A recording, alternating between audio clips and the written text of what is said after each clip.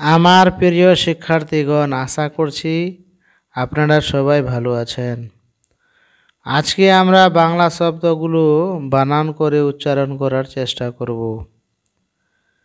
আমি যেভাবে বানান করার চেষ্টা করব আপনারা মন দিয়ে শুনবেন, আর মন দিয়ে শুনলে অবশ্যই বাংলা শব্দগুলোকে উচ্চারণ করতে পারবেন। দেখো, প্রথম লাইনে আছে, এখানে তিনটা বর্ণ রয়েছে, তিনটা বর্ণ বা অক্ষর রয়েছে। প্রথমটা হলো ছ, তারপরে হলো অন্ত্যেষ্টিয়, তারপরে হলো র। একটা কথা বলে রাখি, বাংলা শব্দগুলোকে পড়তে হলে বাংলা বর্ণগুলোকে প্রথমে ভালো করে চিনতে হবে। আমরা যদি বাংলা বর্ণগুলোকে না চিনি আর মাত্রাগুলোকে না চিনি, তাহলে আমরা বাংলা শব্দ উচ্চারণ করতে পারবো না। তাহলে প্রথমে আমাদের কি দরকার? বাংলা বর্ণগুলোকে, যে স্বরবর্ণ আর ব্যঞ্জন বর্ণগুলো রয়েছে, ওগুলোকে ভালোভাবে আমাদের চিহ্নিত করা দরকার। তার সঙ্গে সঙ্গে আমাদের যে মাত্রাগুলো রয়েছে, আকার, তারপরে এটা রস্যকার, এটা একার, এটা রস্যিকার, এখানে রস্যিকার, এটাও রস্যিকার, এই যে এগুলো রয়েছে, এগুলোকেও চিহ্নিত করতে হবে, না হলে আমাদের বাংলা পড়তে খুব অসুবিধা হবে। তাহলে দেখো, আমি পরপর এই বাংলা উচ্চারণ করার ভিডিওগুলো আমার চ্যানেলে আপলোড করে দিচ্ছি, আপনারা ওগুলো ভালো করে দেখবেন, তাহলে কয়েকদিন পরে আপনারা বাংলা পড়তে পারবেন। দেখো, এখানে তিনটা বর্ণ রয়েছে, একটা হলো ছ, একটা হলো অন্ত্যেষ্টিয়, আর একটা হলো র। আর ওর পাশে ছয়ের পরে রয়েছে একটা আকার, অন্ত্যেষ্টিয়র পরে রয়েছে একটা আকার। তাহলে এটা কেমন করে পড়বো? ছয় একার ছা, অন্ত্যেষ্টিয় একার আর র, ছায়ার। কি পড়বো? ছায়ার। এখানে দেখো, এখানে রয়েছেও তিনটা ব্যঞ্জন বর্ণ, একটা হলো ঘ, একটা হলো ম, একটা হলো ট। কিন্তু ঘয়ে একটা ওকার মাত্রা রয়েছে। ওকার কাকে বলি? ওকারে দুটো মাত্রা থাকবে, একটা থাকবে একার আর একটা থাকবে আকার। যে কোনো বর্ণে যদি আমরা এরকম দেখি একসঙ্গে, একারও দেখি আর আকারও দেখি, দেখো এখানে ঘয়ে রয়েছে একটা একার রয়েছে, একটা আকার রয়েছে, তার মানে ওটা ওকার। আর ওর মধ্যে কি রয়েছে? ঘ। তাহলে কেমন উচ্চারণটা হবে? ঘয়ে ওকার ঘো, ঘয়ে ওকার ঘো। এখানে যদি ঘ না থেকে ক থাকতো, তাহলে হতো কয়কার কু, আর ম থাকলে হতো ময়কার মো। বুঝে যাচ্ছে? তাহলে আমরা কেমন করে পড়ব? ঘয়কার ঘো ম, ঘোম, টয়কারটা, টয়ে কিন্তু একটা আকার রয়েছে, ঘোমটা কি হবে? ঘোমটা। ঘয়কার ঘো ম, টয়কারটা, ঘোমটা। এবার পাশে দেখো, এখানেও দুটো ব্যঞ্জন বর্ণ রয়েছে, একটা হলো ম আর একটা হলো খ। আর দুটো ব্যঞ্জন বর্ণের মধ্যেই কিন্তু মাত্রা আছে, কিন্তু এক একটা মাত্রা এক এক রকমের। ময়ে যে মাত্রাটা আছে সেটা কিন্তু ক্ষয়ে নেই। তাহলে ময়ে কোন মাত্রা রয়েছে? ময়ে যে মাত্রাটা রয়েছে সেটার নাম হলো রুসুকার, সেটার নাম রুসুকার। আর ক্ষয়ে যে মাত্রাটা রয়েছে সেটা হলো একার। রুসুকার কিন্তু সব সময় অক্ষরের নিচে থাকবে, এটা আমাদের পরিষ্কারভাবে জানতে হবে। রুসুকার কোথায় থাকবে? যে কোনো বর্ণের নিচে থাকবে। আর নিচে থাকলে আমরা কি মনে করবো? ওটাকে রুসুকার। আবার একটা দুর্গুকারও আছে, আবার একটা রিকারও আছে। এগুলো আমরা পরে জানার চেষ্টা করব যখন যেই মাত্রাটা আসবে। তাহলে ময়ে এখানে রুসু রয়েছে, আর ক্ষয়ে কিন্তু একার মাত্রাটি রয়েছে। তাহলে আমরা কেমন করে উচ্চারণ করব? মরিসুকার মুখ, ক্ষয়েকার খে, মুখে, মরিসুকার মুখ, ক্ষয়েকার খে, মুখে।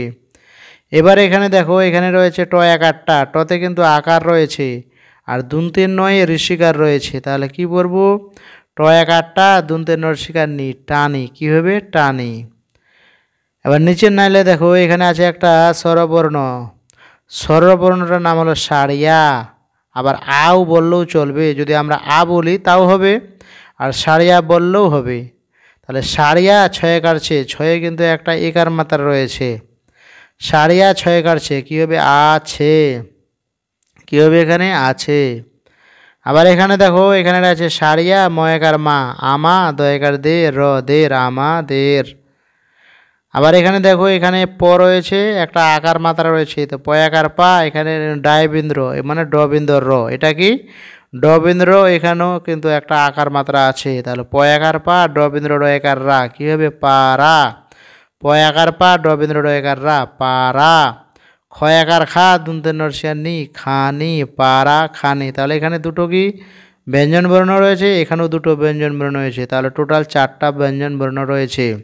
পয়ে কিন্তু আকার রয়েছে, ড বিন্দ্র আকার রয়েছে, খতেও আকার রয়েছে, আর দুনতের নয়ে ঋষিকার রয়েছে।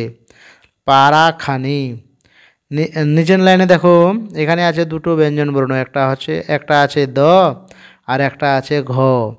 আর দতে ঋষিকার মাত্রা রয়েছে, ঘতেও ঋষিকার মাত্রা রয়েছে। তাহলে কেমন করে এটাকে পড়া যাবে? দ ঋষিকার দি ঘ ঋষিকার ঘি, দ ঋষিকার দি ঘ ঋষিকার ঘি, কী হবে? দি ঘি। আর এখানে দেখো এখানে আছে ত আর এটা কিন্তু র, আর ত এর পরে একটা আকার রয়েছে, তাহলে কেমন করে পড়বো? ত একার তার র তার, ত একার তার র তার।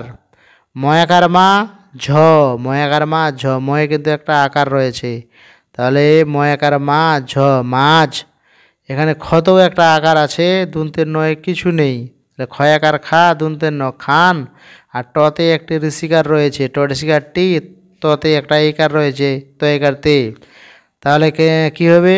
ময়াকার মা ঝ মাঝ, খয়াকার খা দুনতের ন খান, ট ঋষিকার টি, তো একার তে মাঝ খানটিতে, মাঝ খানটিতে।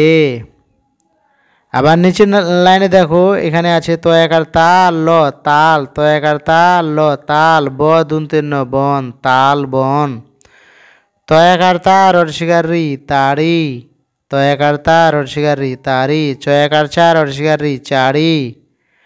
ভরসার ভি ত একার তে ভিতে, তাল বন তারি চারি ভিতে। এবার আমরা বানান ছাড়াই পড়ার চেষ্টা করি। ছায়ার ঘোমটা মুখে টানি, আছে আমাদের পাড়াখানি, দিঘি তার মাঝ খানটিতে, তালবন তারি চারি ভিতে। এবার দেখো বয় চন্দ্রবিন্দু আকার বা কয়াকার কা বা কা। এক এক দুন্তেশ্বর রু সরু, গ লড়শিয়ালি গলি, বয়কার বে উনতেস্তে অয়কার এ বেয়ে। ভুরকের জল জল, দুনতে নরসিয়া নি তয়কার তে নিতে, সারিয়া দুনতা সয়কার সে আসে, উনতেস্তে যত যত, ময়কার মে উনতেস্তে অয়কার এ মেয়ে। বয় চন্দ্রবিন্দু আকার বা তাল বিশ্ব বাস, গয়াকার গা ছ গাছ বাস গাছ। ঝয় চন্দ্রবিন্দু সুকার ঝু, কয়কার কে ঝুঁকে, ঝয় চন্দ্রবিন্দু সুকার ঝু, কয়কার কে ঝুঁকে। প ডাবিন্দ্র রয়কার রে পড়ে, প ডাবিন্দ্র রয়কার রে পড়ে। ঝড় সুগার ঝু রড় সুগার রু ঝুরু, ঝড় সুগার ঝু রড় সুগার রু ঝুরু। পয়াকার পা তয়াকার তা পাতা, গড় সুগার গু লড় সুগার লি গুলি পাতা গুলি। দুনতেন্ন ডাবিন্দ্র রয়কার রে নরে, দুনতেন্ন ডাবিন্দ্র রয়কার রে নরে। বাঁকা এক সরু গলি বেয়ে, জল নিতে আসে যত মেয়ে, বাঁশ গাছ ঝুঁকে ঝুঁকে পড়ে, ঝুরু ঝুরু পাতাগুলি নড়ে।